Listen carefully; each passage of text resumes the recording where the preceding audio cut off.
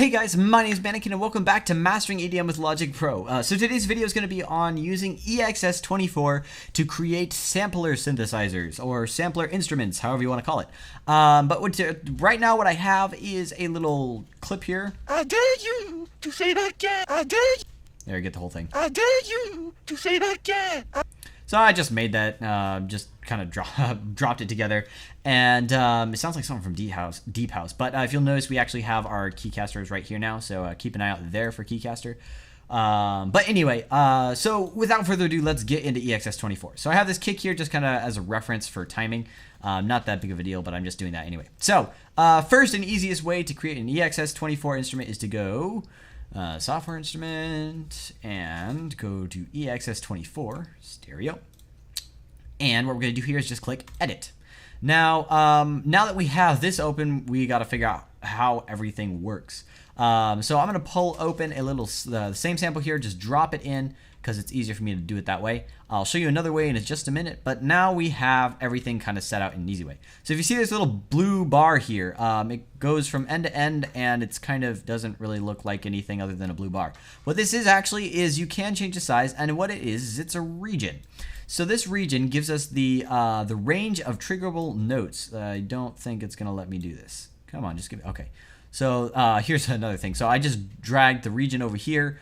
I brought it down. Now I could do the same thing here with, this is the high, and I could also get the low and pull that up as well. So I'm going to do that. Now I can actually grab this side. So we have this region here. What does it do? Well, if we go to C3, and the reason I choose C3 you'll see in a minute, but if we go to C3 and click this and hold it, I dare you to say that again.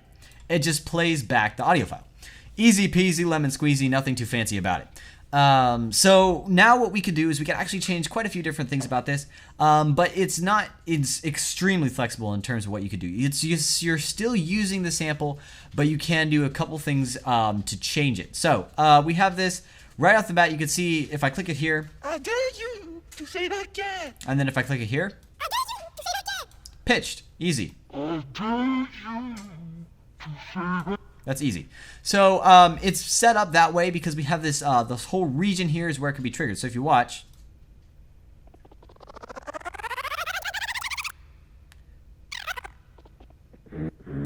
so all these notes inside the region can run the sample.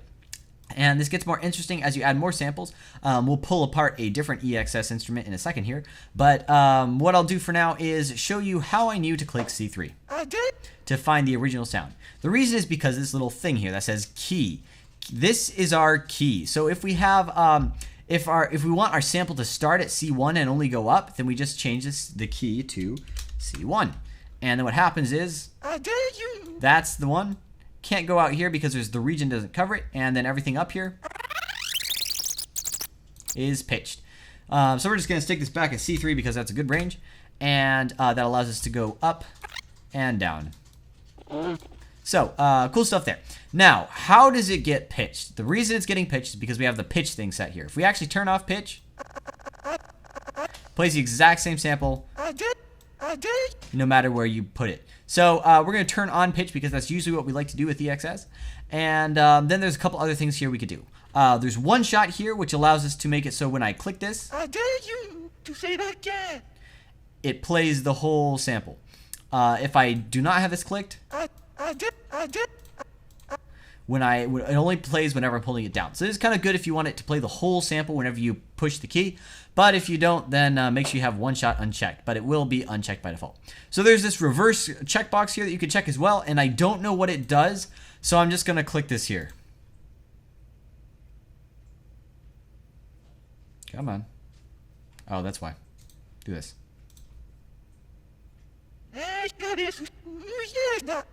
Honestly, I can't tell what it's doing. I mean, it's not like it couldn't possibly be reversing it. So I don't think that's what, no, okay, so I'm kidding. The reverse checkbox just reverses the audio file. Really simple. So so that's what that does, but you may or may not want to use that. I mean, depending on what you're doing. If you have a synthesizer you want to kind of reverse, like you could have an entire region that's playing forward, and then you create another zone. You just create a new zone, so edit zone, here we go. New zone, you load in the same file, load audio sample, and we could just drop in this, find the same sample, and then just change the region here, and then just make it reverse. You could actually play that synthesizer forward or backwards, and that may be something you want to do just depending on where you're playing it on the keyboard. I'd want to make sure that the ranges don't overlap though, so I'd go and just set it like that. So then we have this one here, and actually just for fun's sake, we'll load in some sort of audio sample here. We'll just go to music, my samples, and we'll drop in a hard style kick. There we go, because these are fun to play with backwards. We'll just have this in reverse, and then we'll have the key note be C-1. There we go, C-1. Sweet. And then this is, that's the kick backwards. Play again. So we can play reverse. And then play our vocal after that. Now this is a very dumb example because you would never do it this way, but at the same time, you can do this. So we'll see this more in other synthesizers that we'll look at here in a second. But so that's most of all the functions here. I didn't talk about anchor because what anchor does is it basically shifts your note. So if you have a note keyed in here, say we play it, we key in the note right here, and then we increase the shift, which is the anchor here, it'll actually pull this note backwards like this. You won't see it being pulled backwards. You'll still have it running at the same spot graphically, so it'll look like it's still there, but it'll actually start playing it early. So you may or may not want to do that given some interesting situations, but the only time I would personally suggest doing that is if you have dead space at the beginning of a particular file and you want to try to trim that out by moving the sample itself backwards a little bit. So that's how we set up a sampler here. I'm going to close this here, and it'll ask me if I want to save it. Yes, you do have to save it. So note, if you are editing a sampler that you found in EXS, make sure you don't overwrite it. You save it as something else. And so we're going to replace this one here because we don't really care all that much. And now we can go back to EXS24. So this is the new thing that we made.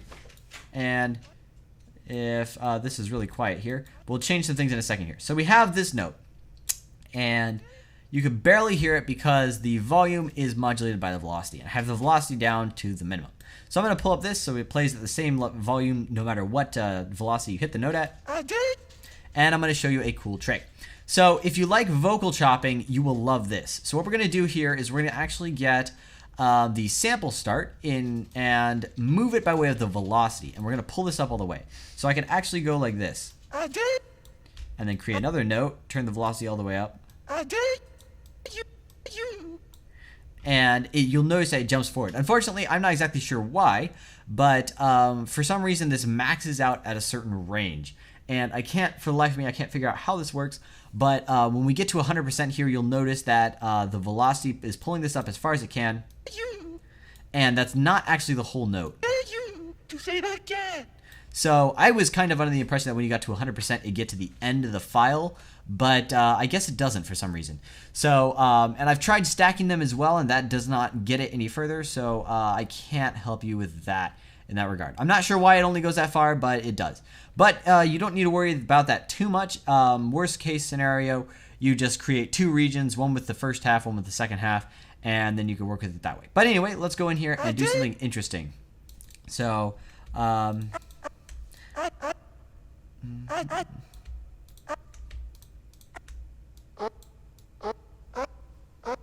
there we go. Okay, so we have this terrible note pattern.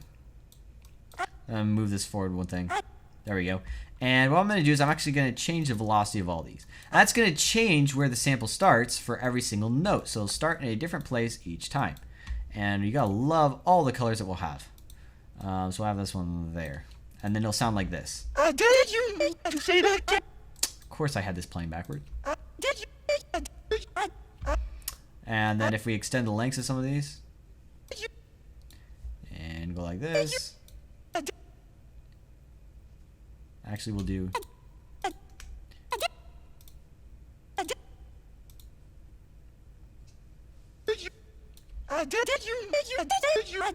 That was a lot worse than last time I tried to do this. But essentially, you see here, it's moving around.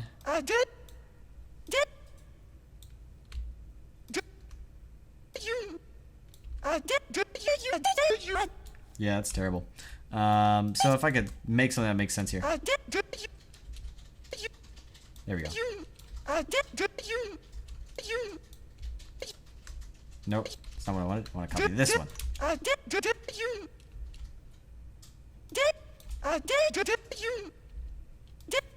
There we go. So we'll just kind of do this.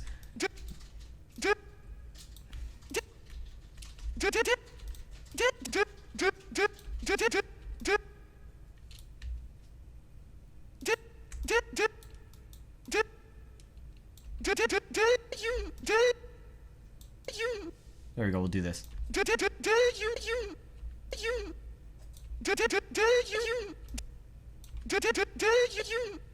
we go. And that makes more sense. And you can kind of see, because we're jumping around the playback location, it actually just jumps to different notes here. And we could create an interesting thing here, and we could pitch it up and down at the same time. And the reason we could do that is because the velocity is changing where it starts. Cool thing to actually look at is if you see this little line here, it kind of shows you short, long, which is just kind of, it's helpful in this sense. It shows for every single instrument whenever you change the velocity. But it's kind of helpful in this sense because it's showing you how far it's like pushing the sample. And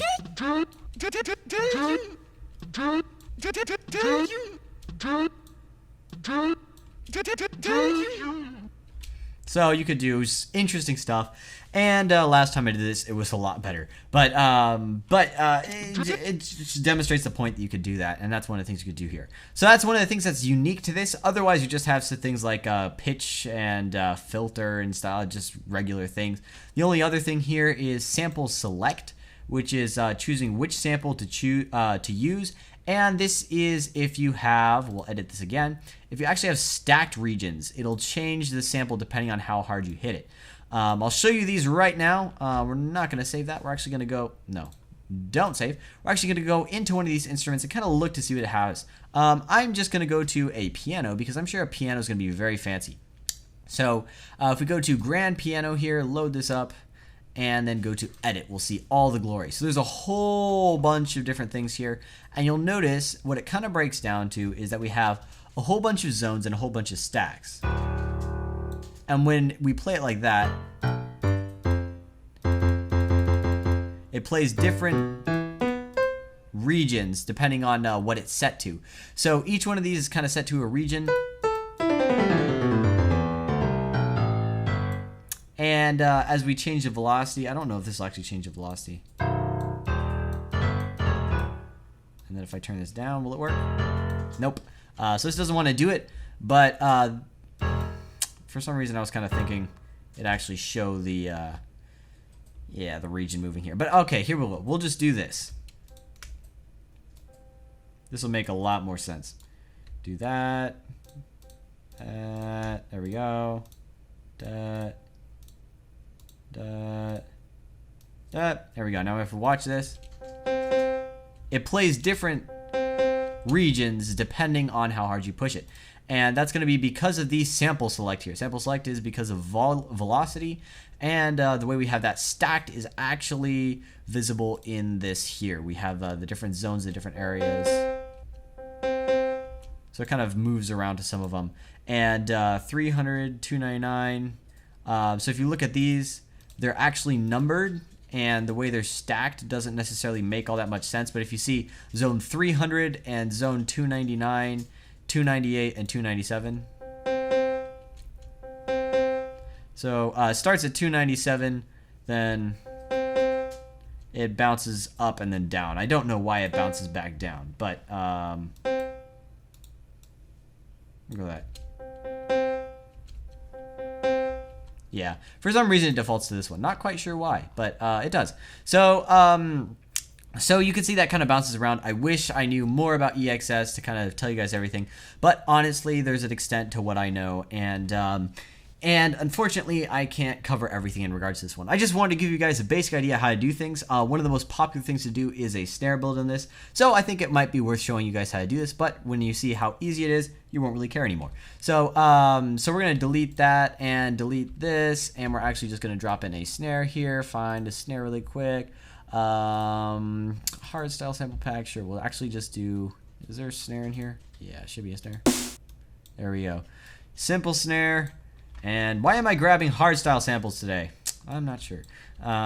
So we have these snares here, and we could do it like that, like we normally do, or we could click this here and go convert to new sampler track. And you'll notice it'll say create zones from regions, which is actually really cool because if you have a longer vocal clip, you could slice it up and then it'll create a region for each one each slice automatically. And it'll kind of be it'll kind of slice those out for you already. So if I do split by playhead, and then I were to create two things and create one note that plays this and one note that plays this, and it actually separates it out. So that's up to you, and that does work a lot better for longer clips. I deleted the clip already, so unfortunately, actually I could get it back here. Just go this one. Here we go. And if you actually slice this up, it would create a sampler, and we'll just do that now, just kind of prove the point here. So we have all these slices here, and we could go convert to new sampler track, and then we have it by regions. Transient markers is kind of relative to pitch, the flex time, and with the markers that it uses. So don't worry about that too much. So we have C3, C4. That's the range. Not too worried about that because we only have these ones. So it has each part in a range now, except for when we edit it, you'll notice these can't be moved down or up. They're stuck in one area. So we have to go into here, edit, and move the notes. Make sure that we change the key to be where the first note is. So these are on low C1, so that's going to be C1. And then we'd be able to change this entire region here. And now we have that region. We could actually do the same with all the others. So that's how that works. But without the chopping thing, we'll just go back to here. So we have the snare sample we want to use, and then we need to pull open a new EXS. This is the fastest way to do it. If we do create software instrument, then go to EXS, and then drop it into stereo, because what the heck. Edit, grab our sample. I don't know if it works like this. Yep, it does. Cool. So we have this snare sample now, and we just dropped it in. It starts it at C3.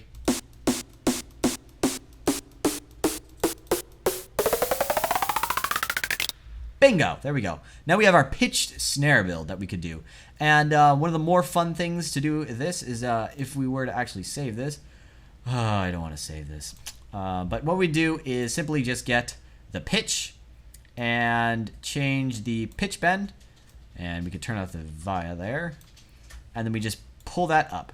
And it'll, as we get the pitch bend in our track here for this sampler, so we have this, we could just go da da da da, and then we go to here, and then change this to pitch. I'm clicking around really fast here, I apologize for that, but this is just kind of where you could see some of the automation stuff that's for the track bases. So you could actually change velocities, pitch bend, and stuff like that, and the modulation wheel. So we have this here now, and then we just go like this, and it would work. So I put this in now since I didn't save the sample, it's gone. But I could actually drop the sample in now, and it'll work fine. So there we go. And more familiarly, if we do this, there we go.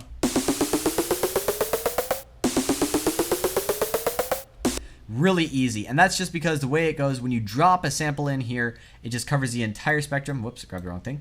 And it just has this region covering the entire area, and it starts at C3. And we could go up or down. So that's the fastest way to do it. And once again, I'm not going to save because I don't want one of these right now. And that's just generally how it works. So that's EXS in a nutshell, how to create and use samplers. So you can actually go in, and now you'll know what you're doing. If you're going in, you're like, hey, let's use the, let's grab the electric piano here and see what we can edit here. And then we have all these different regions that we can listen for, and we know that this right now, since they're stacked in depth, that means that the different regions are going to be affected by the velocity. So the velocity is going to be shifting it, and you can see that here. Sample select is going to be through velocity, and that's pretty much all you need to know. So excuse me, that's pretty much all I have for this video. You know, like I said, there's probably some more advanced stuff you could talk about by way of EXS24, but that's not to where my knowledge is best extended. I do not know that much about EXS24. I just know how to use it in its basic sense and how to do a couple things with it. So hopefully this video is helpful. If you enjoyed it, drop me a like. But anyway, thank you guys so much for watching, and I'll see you in the next video.